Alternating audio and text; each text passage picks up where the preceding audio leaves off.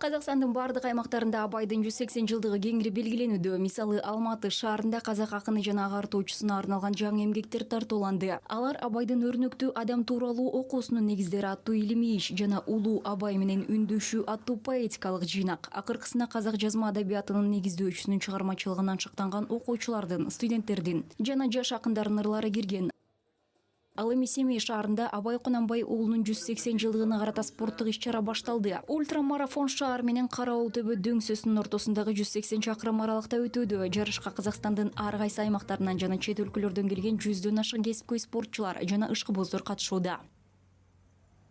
Мен Наурыздын жагынан келип турум, Костанай жагынан. Мен Костанай облусунан келдим. Бул менин Абайдын мааракесине карата 3-чү жолу чуркашым. Буга чейин да казак акынына арналган марафондорго катышкам. 80 чакырым чуркагам. Баарыңыздарды майрамыңыздар менен куттуктайм. Абайдын мааракеси биздин жалпы байлыгыбыз. Мына тойларыңыз куттуу болсун, баарыбызга ортак кой.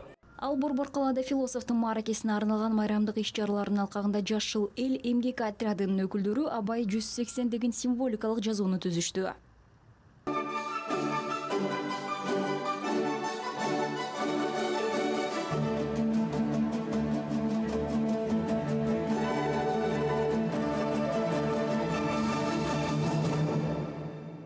Абай скверинде да поэзия окуулары өттү. Акындын чыгармачылыгын сүйүүчүлөр ачык асман алдында анын чыгармаларынан ыр саптарын окушту.